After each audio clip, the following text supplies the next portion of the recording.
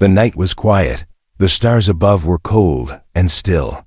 Captain Ray sat alone in his small ship, the Rusty Star, parked on a forgotten planet called Epsilon 6. He was far from Earth, far from everything. Ray was tired. His eyes were heavy. He had spent the whole day fixing the broken engines. Now he just wanted to sleep. But then a sound came. Knock, knock, knocked out. Ray froze. Who would knock at this hour, on a dead planet? He picked up his blaster, walked slowly to the door, and looked at the screen. The camera showed a tall figure standing outside in the dark. The figure was thin and covered in a dark cloak. In her arms, she held something close to her chest. Ray pressed the speaker. "Who are you?" The figure looked at the camera, her eyes glowing a soft blue. Her voice was weak and trembling. "Human, help me, please. My milk has dried up. My baby hasn't eaten for days." Ray's heart skipped a beat. "Milk?" he said, confused. "What baby?" The figure slowly opened her cloak. Inside, there was a small alien child. Its skin was pale and dry. Its eyes were closed. It didn't move. Ray had seen many things in his years as a space pilot, but never this.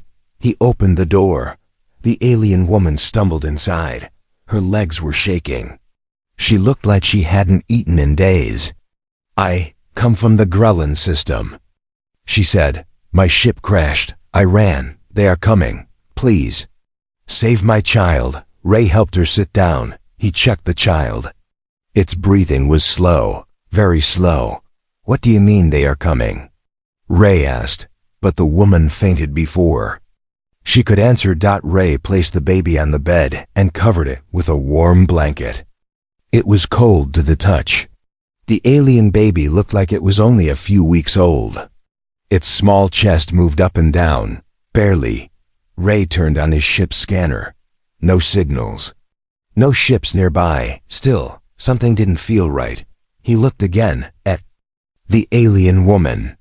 She was tall, almost 7 feet, with light blue skin and silver hair. Her face looked peaceful now, but tired. There were deep lines under her eyes. Ray walked to the ship's food storage. He had protein bars, dried fruits, and water. But nothing for a baby, and certainly not for an alien baby. "What do you eat?" he whispered, looking at the child. Then, suddenly, the baby made a sound, a soft cry, weak, but real. "Wah, wah."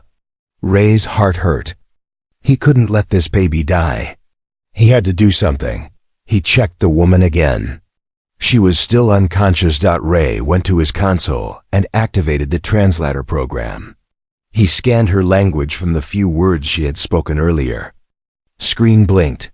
Language, 87% match. Grelin dialect Alpha. Ray spoke into the mic. "Hello, I am Ray. I want to help." A few seconds passed. Then the woman's eyes opened. She looked around, confused. "My baby, is it still alive?" "Yes," Ray said. "But barely. What does it need?" The woman sat up slowly. She touched the child's face gently. "It needs star milk from my body. But I can't make milk anymore. I am too weak. Can we make some kind of formula?" "No, our kind only drinks milk from the mother. Or from the tree of Asia. But that tree only grows on one world." Ray frowned. "Where?" The woman hesitated. "You call it Varos 9. Ray's eyes went wide. That planet was dangerous. The last time he went there, he barely made it out alive. "I can't go back there," he said. "It's a black zone." "Then my child will die," the woman said softly. For a moment, there was silence. Only the sound of the weak baby breathing. Ray looked at the child, so small, so helpless. And the mother risking her life to save it. She had come to him, a stranger. She had trusted him. Ray stood up. "I'll take you there," he said. Woman looked at him, tears in her blue eyes. "Thank you, human. You are our only hope." Ray didn't reply. He walked to the ship's control panel and typed in the coordinates for VAROS. -9. Outside, in the black sky, a silent probe floated. It had been watching the whole time. Its red eye blinked. Someone, somewhere had found them, and they were coming. The baby was not crying. It was worse than that. It was silent. Captain Ray had held crying babies before. On Earth, his sister's child screamed like a rocket engine. But this baby, this small alien life, lay quiet in his arms. Too quiet. Its skin was turning gray. Its breath was slow. Its tiny chest barely moved. Ray had seen soldiers die. He had seen machines explode. But this was different. This was fragile life, slipping away. He placed the baby gently on the medical bed. "Come on, little one," he whispered. "Don't give up." The alien mother sat up behind him, still. Weak, her voice a whisper. Is he still breathing?" Ray nodded slowly. "But just barely." The mother looked at her child with fear and love in her eyes. "He needs the milk of the tree of Asha. No other food will save him." Ray was already at the ship's console, pulling up maps and flight paths. He typed, "Varos 9, coordinates locked."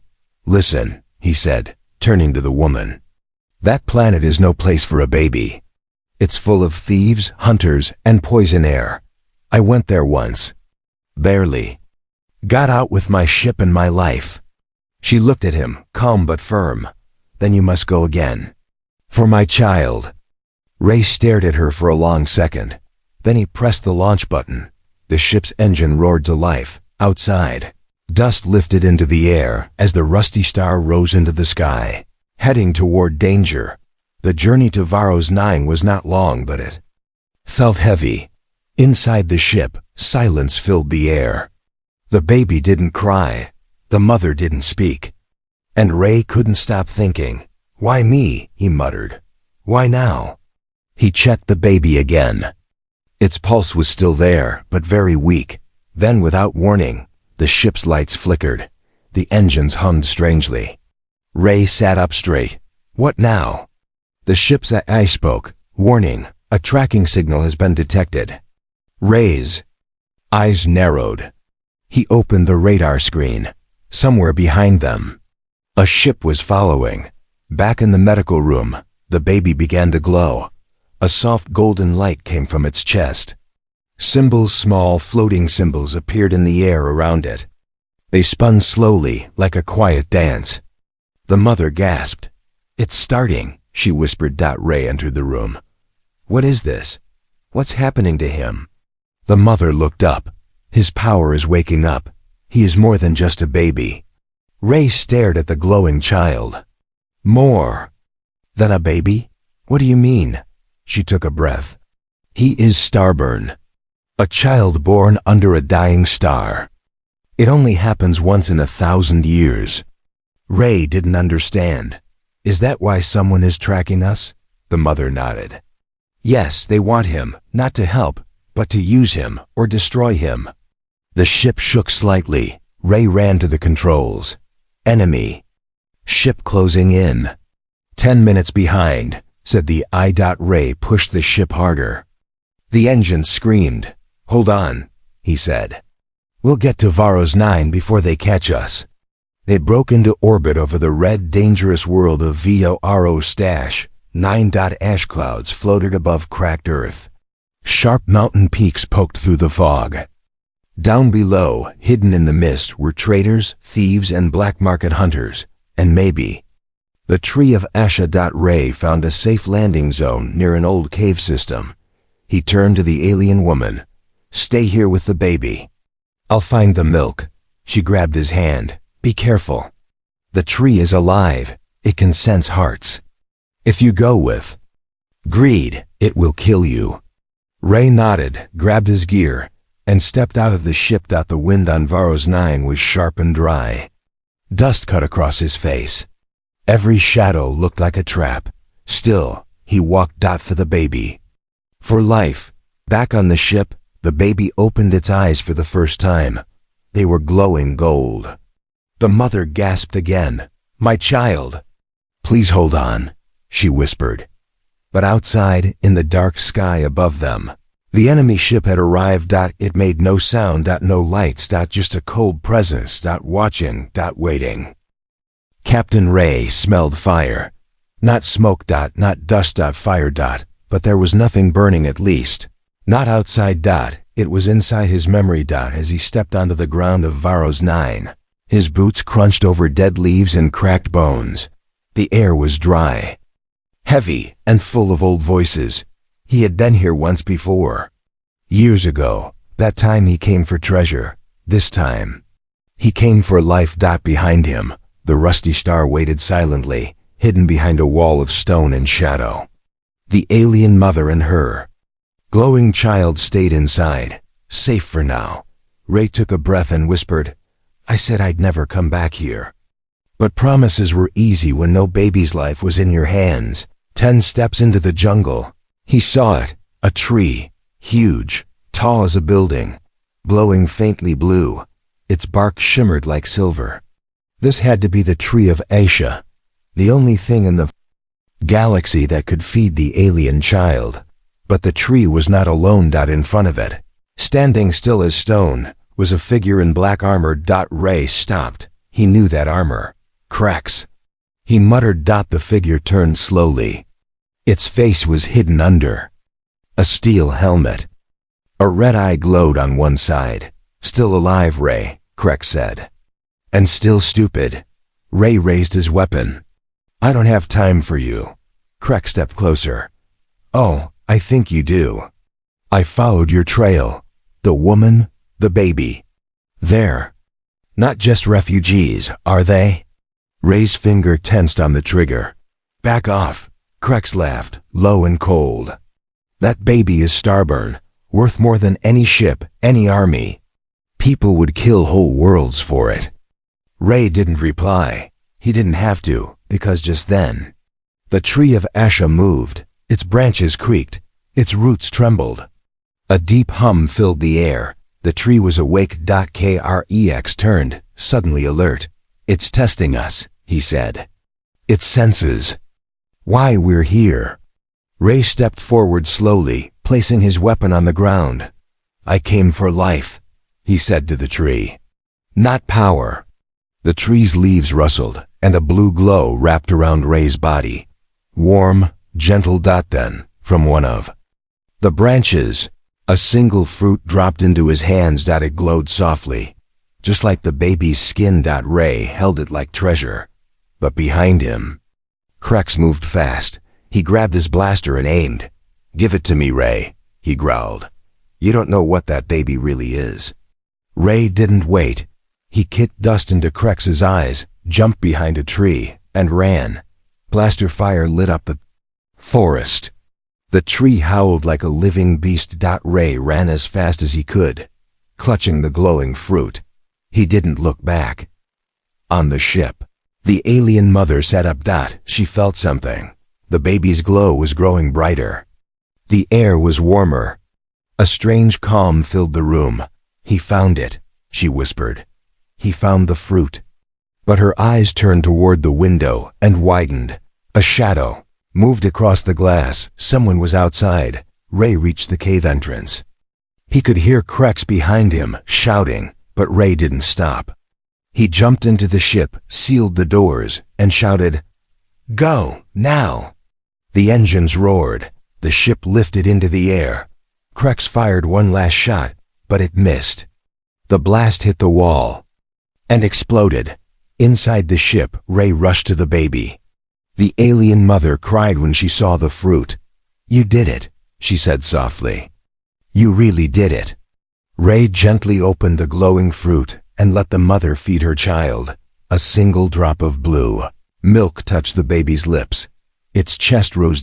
It made a soft noise. Then it opened its eyes. Bright, golden light filled the room. Ray blinked. The baby looked at him. And smiled. But far above them, in deep space, something else had awakened. A large ship. Black as night. A signal echoed through the stars. "The Starburn has fed. It is growing. Prepare the net." Something was coming. Something very big and very dangerous. Asterisk the stars were not quiet tonight. They were watching, they were warning, something was chasing. The rusty star. Captain Ray sat in the pilot's seat. His hands were tight on the controls. Sweat ran down his face. His eyes flicked between flashing screens. Target locked. Enemy vessel closing. The ship's AI voice was calm, but Ray was not. Behind them, a black ship followed like a silent shadow. No lights, no radio calls. Just speed. Inside Ray's ship, the alien baby slept peacefully in its mother's arms. It had just drunk the milk from the tree of Asha. Its small chest rose and fell with new strength. Its skin glowed faintly gold. The mother whispered, "He is stronger now." But not ready. Ray didn't look back. He kept his eyes on the stars. Ahead, how many are coming? He asked the AI. One ship confirmed, possibly two more behind. Ray cursed under his breath. He slammed a button and kicked the ship into hyper-dash bursts. The stars stretched. The engines screamed, but still. The enemy ship followed. 10 years ago, Ray had outrun a warship near the moon of Jexen. 5 years ago, he escaped a bounty hunter in the dust storms of Grax. But this time was different. This time he had a baby on board, and that baby was glowing again. Suddenly, a soft hum filled the ship. Ray looked down. The baby's glow was brighter now. Golden symbols floated in the air again. One of them drifted toward the ship's console. The screen flashed. New star maps appeared. Ray blinked. What is this? The mother looked surprised. He's guiding you, the baby. He's showing a path. To where? I don't know, she said. But he does. Ray hesitated. Then he pressed the new coordinates. The ship turned sharply, almost too fast. The black ship behind them twisted to follow, but it was slower now, confused by the sudden shift. The stars changed. A nebula opened up before them, pink clouds, electric storms, and glowing space dust. Hold tight, Ray said. They flew through the storm. Lightning danced across the shields. The ship shook. But the baby stayed calm. In fact, the baby started to laugh. A soft musical laugh that echoed through the ship. Ray looked back.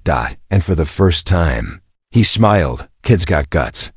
But the storm was not enough. The black ship entered the nebula too. Fast, cold, angry.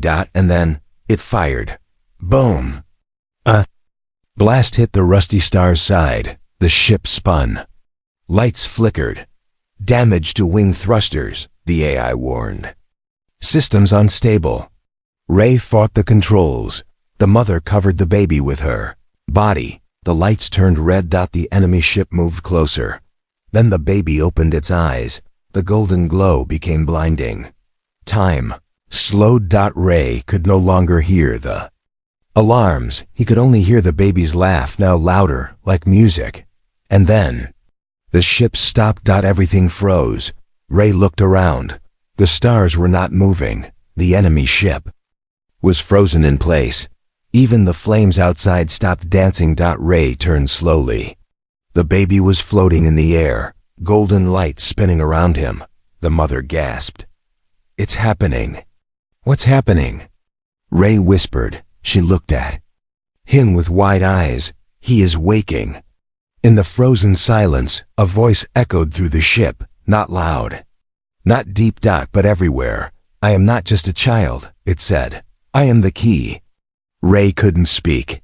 He didn't understand. The voice continued. Protect me, and I will protect you. But if I fall into the wrong hands, your stars will burn. Then the light faded. Time returned. The enemy ship dropped back, blinking in confusion. It turned slowly, then disappeared into warp. Ray sat in silence. His hands shook. What was that? He whispered. The mother held the baby, now sleeping again. That was a warning, she said. And a gift. Ray looked out the window. The nebula was calm now. But deep inside, he knew the real storm had just begun. The ship was no longer flying. It was floating. Not through space. But through something else. Light. Pure light. Ray opened his eyes and blinked. Everything around him was glowing gold, soft, warm, endless. His ship no longer made a sound. No engines. No alarms. Just silence. He stood up from the pilot's seat. Where are we? The alien mother was staring at the front window. Her voice was full of awe. This is not space, she whispered. This is the child's memory. Ray blinked. Memory? Yes, or maybe his mind, his soul. Ray looked down. The baby was floating again, glowing brighter than ever.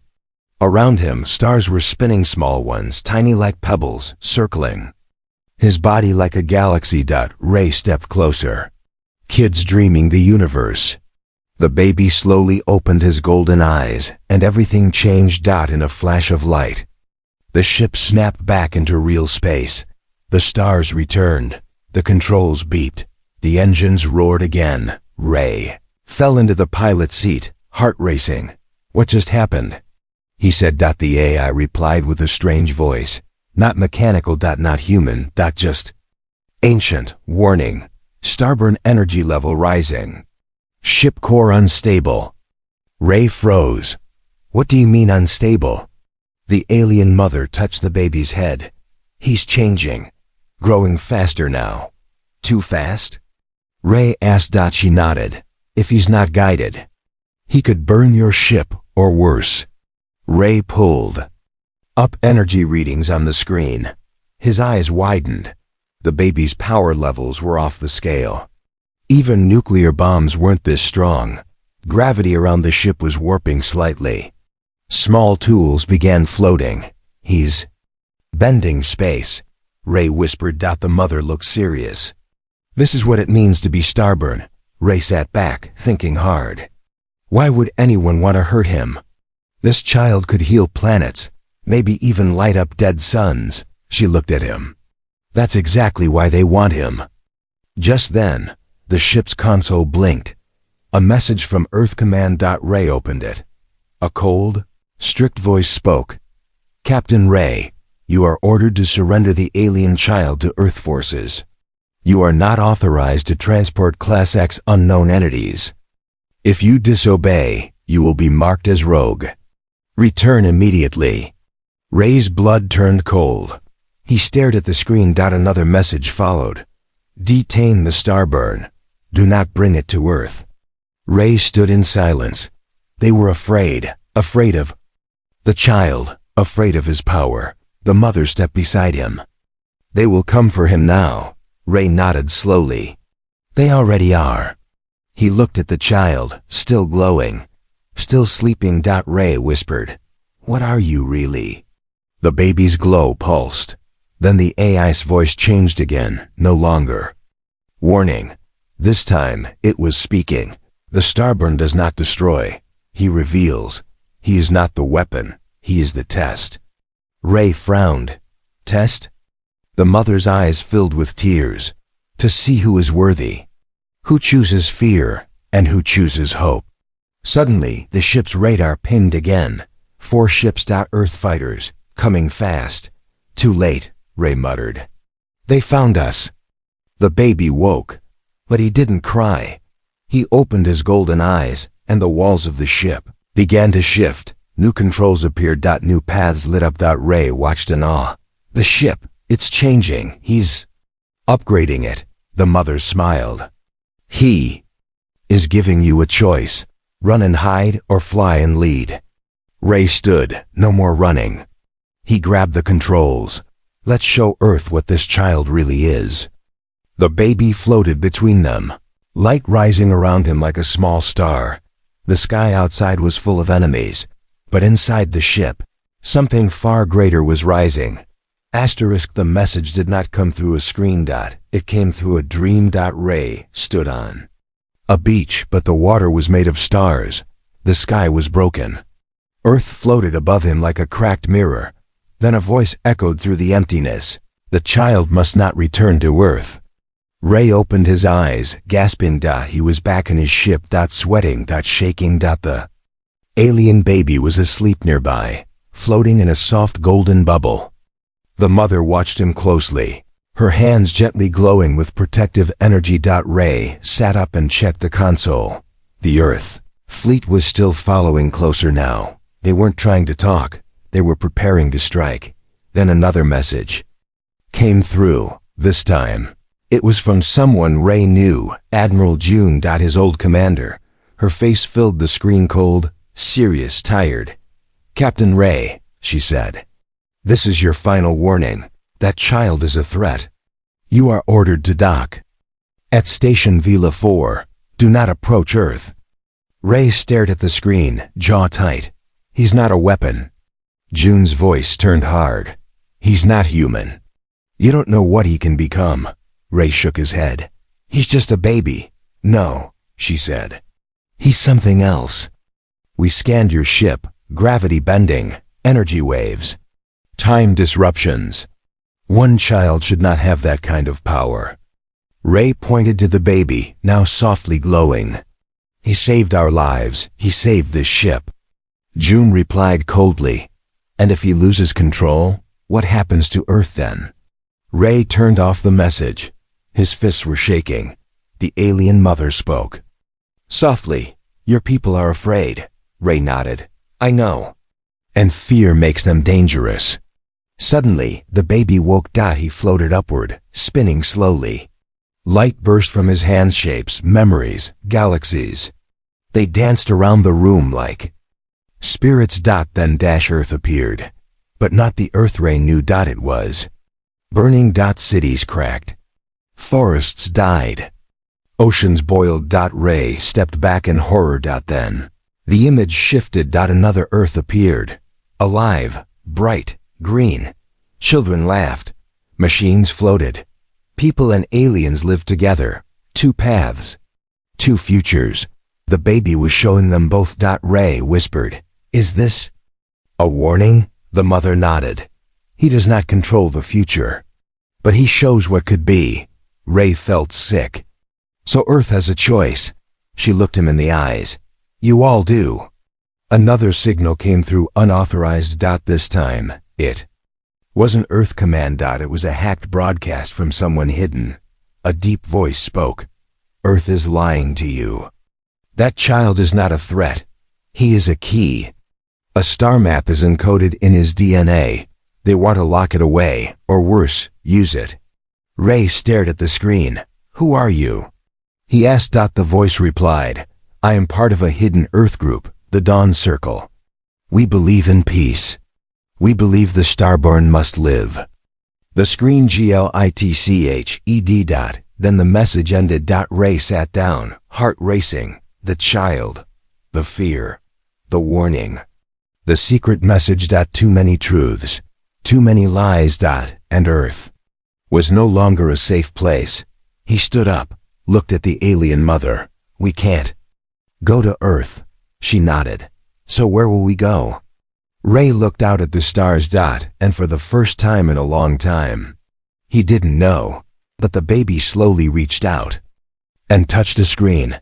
A new star system lit up. Unknown. Hidden. Safe. Ray smiled. "Guess the kid has a plan." Behind them, Earth's warships moved into attack formation. Weapons were ready. Fear was in control. But Ray's ship did not slow down. It flew forward, toward the unknown, because Earth may not be ready. But the Starburn was. The stars stopped moving. Time stopped. Ray looked outside his ship and saw thousands of lights. Earth's entire defense fleet, floating in silence. Waiting. Then a voice spoke, but it wasn't coming from the ship. It wasn't from the radio. It came from inside Ray's mind. Gentle. Young. But deep like space. "They are afraid, not of me, but of what I might change." Ray turned. The Starburn child was standing now. Not floating, not glowing wildly, just standing. Small and calm. He looked like a normal child, but his golden eyes told a different story. The alien mother stood behind him. She was pale and tired. "His power is complete now," she whispered. "But he has not chosen how to use it." Ray stepped closer. You mean he can choose? She nodded. His power can burn a world. Or heal it. But the decision isn't his alone. Ray frowned. Then whose is it? Suddenly, Earth Command broke through the silence. Admiral June's voice filled the ship. Captain Ray, lower your shields. You are surrounded. If you do not surrender the child in 60 seconds, we will open fire. Ray stood still. The child looked up at him and asked softly, If they shoot, do I protect us? Ray looked at the baby, this starborn child who could stop time, bend stars, and show futures. He remembered the visions. 2 Earths, one burning, one blooming, one ruled by fear, one lit by hope. Ray kneeled down to meet the child's eyes. No, he said. Don't fight them. The baby tilted his head. Even if they attack, Ray smiled. Let them see what you's. Show them the kind of future you bring. Outside the ship, the Earth fleet prepared to fire. 10 seconds left. 9. 8. Inside. The starburn stepped forward. He lifted one hand.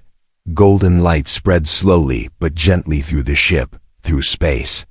Through every screen and scanner, not as a weapon, but as a message. Every soldier saw it. Vision, a memory that was not theirs, but could be. They saw children playing under twin suns.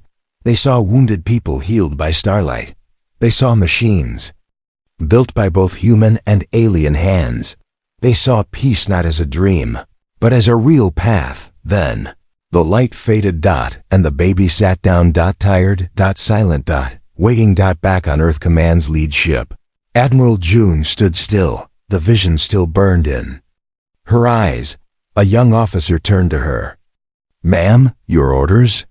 She said nothing for a moment. Then spoke, soft and sure. Stand down. The Earth fleet powered off its weapons. Ray let out a breath he didn't know he was holding. The alien mother fell to her knees, crying, and the starburn child smiled. Later, Earth sent a new message. Not a threat, not a warning. An invitation. Come home, let's talk. Months passed. The child didn't return to Earth right away. Instead, Ray took him to a quiet moon where he could grow, learn, and just be a child. The alien mother grew weak. Her time was ending. One night, she whispered to Ray, He's not mine anymore. He belongs to the stars now. And maybe to your world too. She died the next morning. Ray buried her under silver trees. And promised to protect the child. Always. Years later, the story of the starburn child became legend. Some said he vanished into the stars. Some said he became Earth's greatest peacemaker. Some said he still watches, waiting to see if we choose fear again. But Ray knew the truth. He was not a god, not a weapon, just a child, with the power to give us one more chance.